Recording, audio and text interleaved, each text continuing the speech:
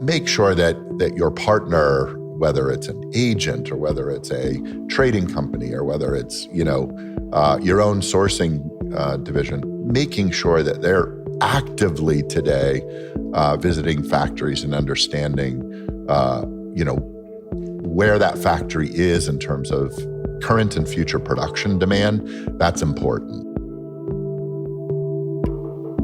Welcome to Clothing Culture, a fashion industry podcast at the intersection of technology and innovation. I'm Emily Lane. And I'm Bret Schnitker. We speak with experts and disruptors who are moving the industry forward and discuss solutions to real industry challenges. Clothing Culture is produced by Stars Design Group, a global design and production house with more than 30 years of experience.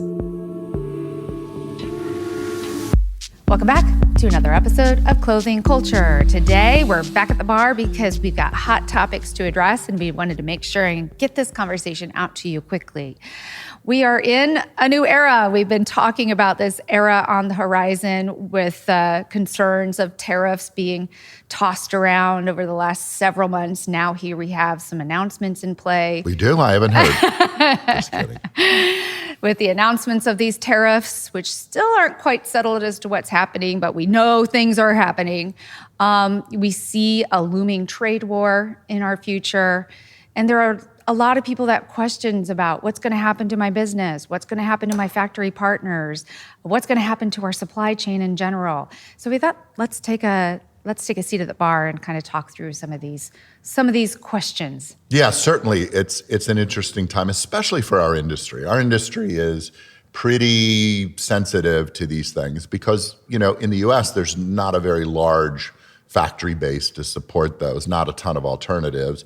And our industry in different sectors have relied really heavily on China.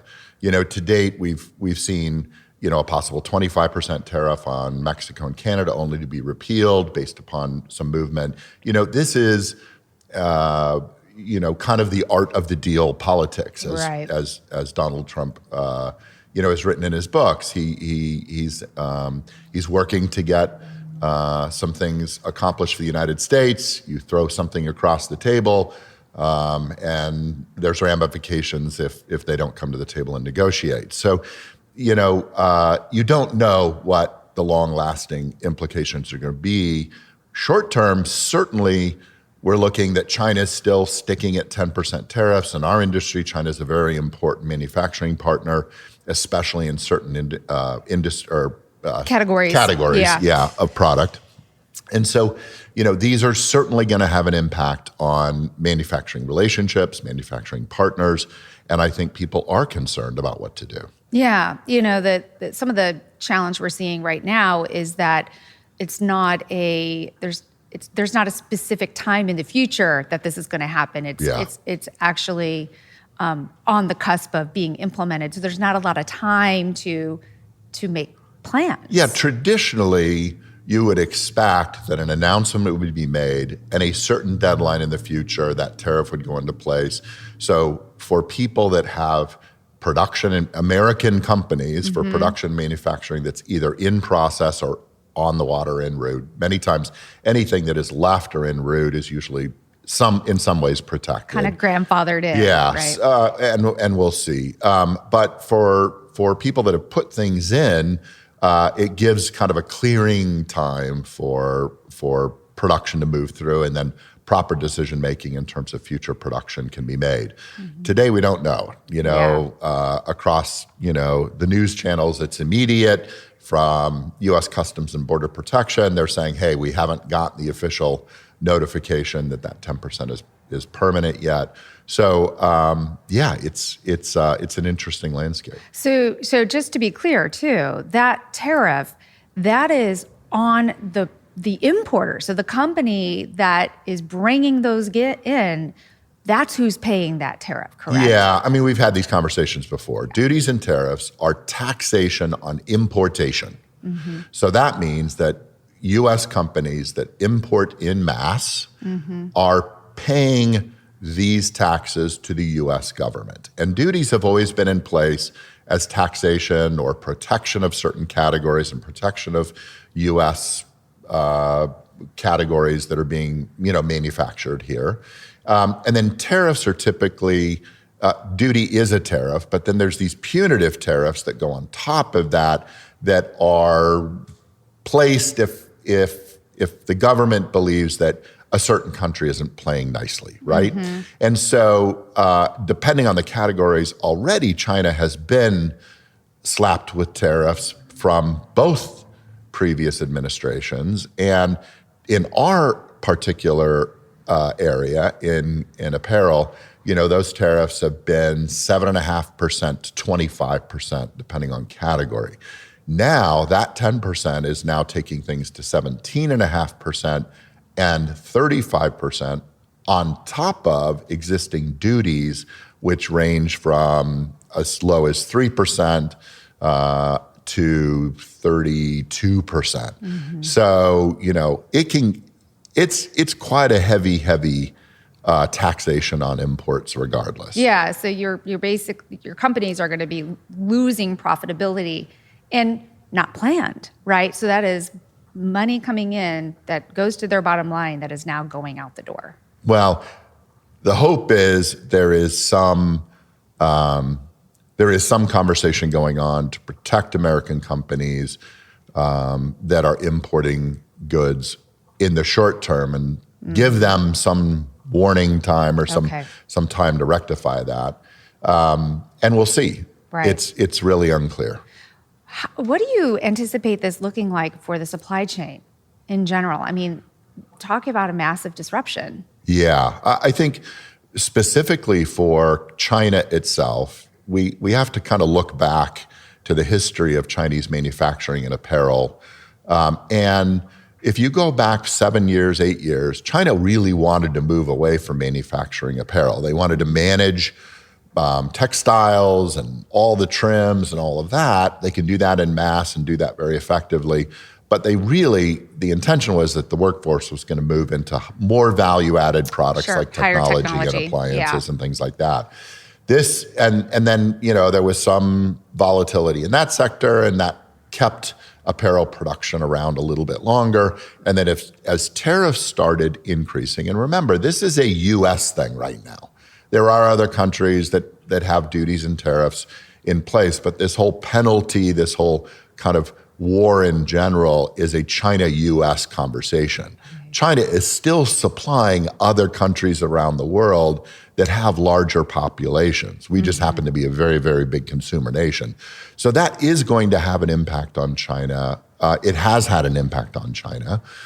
It's going to continue to have an impact on China. And as those tariffs continue to go up, factories that have been around a long time, small and medium factories, even larger factories, for CM, cut and make, right? That are actually assembling garments, there is going to be decisions that those factories are going to go away. And the Chinese, they're not stupid. They're really good at understanding global economics and manufacturing. And they've already aggressively put things in place for CM offshore.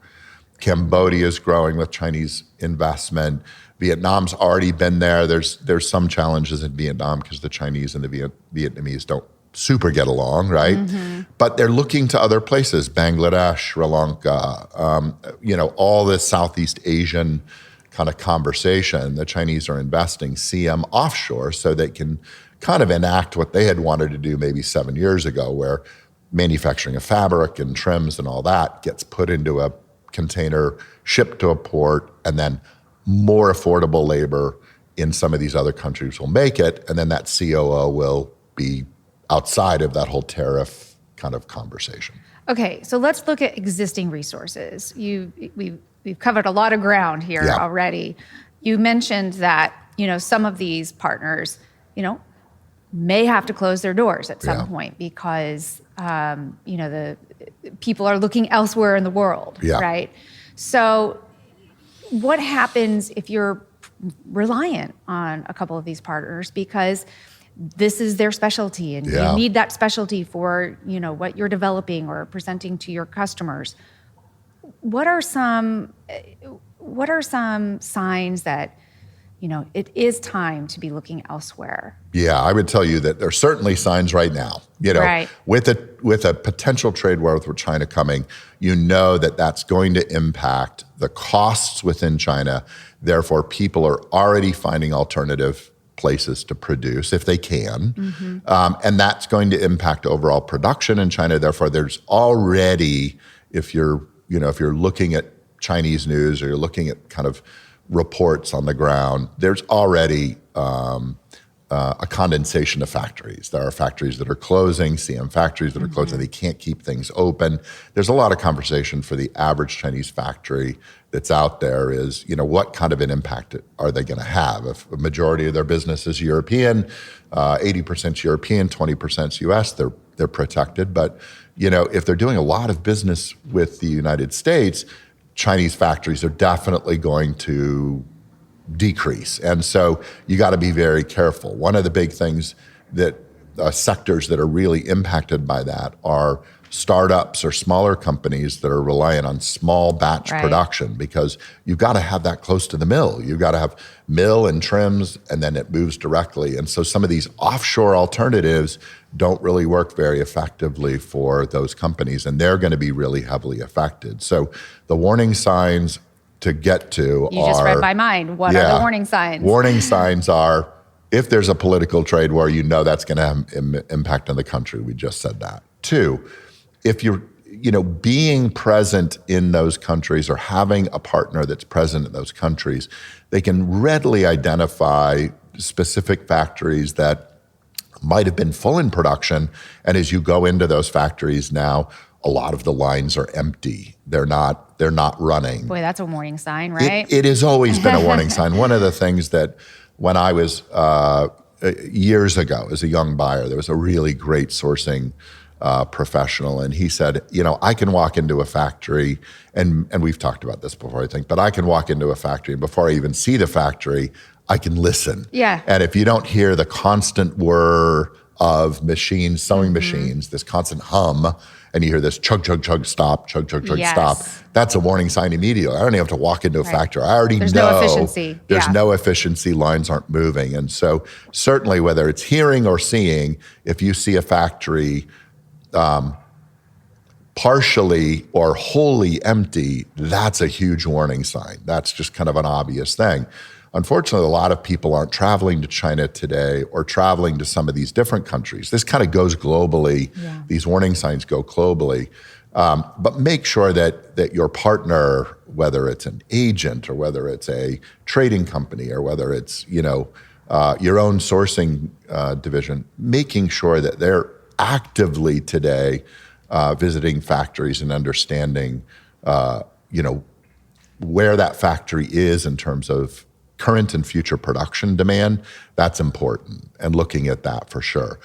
There are warning signs: lack of communication, delivery delays. Right. If finances are tough, they can't afford to buy fabric and trim, so therefore, if they don't come in on time, if you've got your pulse on the factory production and you're seeing delays of fabric coming in, it could be a warning sign. In some countries like India today, larger mills are just fully booked and they're backlogged because of people escaping China, the migration. And so it may not always be that the factory has placed things late, but that is something to be certainly cautious of. Is there a way that you can kind of determine which is it? Sure. You can ask for when invoices were opened by the factories. If you have communication upstream to mills, you can have those conversations. If you have people on the ground, there's usually a pretty good network of people understanding the health and non-health of particular manufacturing organizations. So, it is being involved. It's communicating with that factory partner consistently. Mm-hmm. I think those things are really important. What should someone do if they've lost a key resource and that was unplanned? Their partner shuttered their doors. Yeah, that can be a really expensive situation because, anyone that's been in production a long time knows shifting to a new resource, you've got your startup challenges, you've got relationships to build. The best way to avoid those situations is to be proactive at the beginning, making sure that you either have when you have a stock portfolio, you don't put all your money in one stock because stocks go up and down. Same thing with manufacturing portfolios. Make sure that either you yourself have a good portfolio of manufacturers that if one becomes problematic, you can shift it to another in a particular category, or make sure that your partner in manufacturing, trading company, manufacturing partner in the US, whatever, has a good portfolio of companies or factories. If they do, have conversations with them about that volatility and understand how many factories they have within their portfolio, how easily they can manage disruption in supply chain, how can they move from one factory to another. Diversification is really key. That's been something that for years has been important in manufacturing. It's important to be a good partner and have good amount of volume going through a factory, but there is always this kind of balancing act to make sure that you do have alternatives. If you don't, starting over can be problematic. You need to immediately align yourself with someone that understands the ground in a particular country, understands the manufacturing network, because they're going to help you avoid a lot of pain in shifting from one factory to another. Having people that understand, these factory networks, partnering with those individuals, it's really important because you have to make a shift quickly. And today, one of the things that complicates the landscape too is that as people are migrating, let's say, out of China in the US because of certain situations there, this trade war or political kind of influence, other countries and factories are filling up. And so there's less, in the good factories, there's less of an opportunity to get into a line quickly because they might be booked up for months. And so not only having relationships with partners that have these large relationships but have a wide enough network so short term you can fit into a really good medium or small factory that might have some opportunity to help you out. The short term is good too. What is that balance between having a good diverse portfolio and being almost overextended? Like having too many partners. How do you measure that the right way and make sure you've got a healthy balance and not? Yeah, that's kind of a complicated question, and I think it depends on the size of the individual organization. Right? You want to make sure ideally that you've got consistent, today, it's kind of important to have consistent production going through, if you can, a factory monthly. You're developing a good relationship with a factory. If you've got, if a factory's capacity is 60,000 units a month and you're throwing in 5, 10, 20,000 units a month, you're important to that factory. That factory is going to put you first. It's an important relationship. Most factories kind of have their own portfolio with clients because the volatility goes the other way. If you remember COVID, a lot of factories got stuck with production. So a lot of factories kind of have a rule. They don't want one client bigger than 10% if they can. And that helps them avoid it. So understanding what factories' monthly production cycles look like on an average, and then figuring out, can I be 10% of that production? Then you kind of fit within that ideal matrix for a factory. And that will help you identify that situation. And if let's say, you've got 6,000 units a month in a 60,000 units a month factory, and you're 10%, yet you have demand for 18,000 units a month, it might be a good idea to have a couple factories managing that 18,000 units a month, and that way you've got that diversification, right? You could do 6,000 a month in 3 factories. If they're all independent styles, they all, manufacture to the same level. Those are kind of important decisions to think through, but always have an alternative. Always have a backup to the principal factories that you have, because that volatility in 30 years of business that I've been through there, it happens. Yeah. So being proactive is key. Having a diverse portfolio is key. Having presence on the ground will help make sure that or you making understand. sure your partner has presence on the ground and they're communicating with you. Yeah. Well, what do we do in this interim period where things are not exactly clear? What is happening? If you're a company that brings goods in and has locations in Europe, in Canada, in Mexico, and you're trying to figure out the best strategy as you're, in the midst of bringing programs in, what kind of advice do you have for people? Well, it depends on what your supply chain looks like. In some cases, in the US, depending on their setup, they bring all the goods into the US and then they distribute to all these other locations around the world if they've got outlets in Europe or Canada or wherever else. Our recommendation today is start to set up supply chains direct to those countries, right? So making sure that if you're a US-based company that has consumers and stores or distribution in the US and you have it in Canada, start looking to make sure that you've got a warehouse partner in Canada that you can ship things directly to Canada, or you can ship things directly to Europe. That can help avoid some of the current instability that might be occurring as the U.S. government today starts implementing, some of these things. And we don't know ultimately, how far-reaching that's going to be. But we certainly know it's going to be there. And I think making sure that you're shipping direct to, your outlets around the world are an important first step for sure. Keeping as much as you can, making sure that you've got consultants that are dialoguing with you about what's happening on the ground, what the expectations are, implications are coming up, and making sure that you're diversifying to countries that might be less volatile. And that's easier said than done. Yeah. That certainly takes time. But there are countries of manufacture that are popping up and becoming a lot more important as we're dealing with, key trading partners in the past that are now becoming, targets, I guess, or focuses of the U.S. government's attention. Well, we'll make sure to update the document that we created a couple of seasons ago when we were talking about the strengths and weaknesses of various countries of manufacture, so that we can include some of these new areas of opportunity. And if you are interested in taking a deeper dive into that and looking at some recommendations of places to go, of course, Stars Design Group, we are here to help you navigate this very complicated landscape that is ever changing. I feel like we're always at the bar going, oh, we're in a complicated world. New things are happening. We're never bored in this industry. So we are here. Any final thoughts to share on this topic? Yeah, I know it's an uneasy time, especially for our industry. There are a lot of organizations out there that are lobbying to protect the interests globally.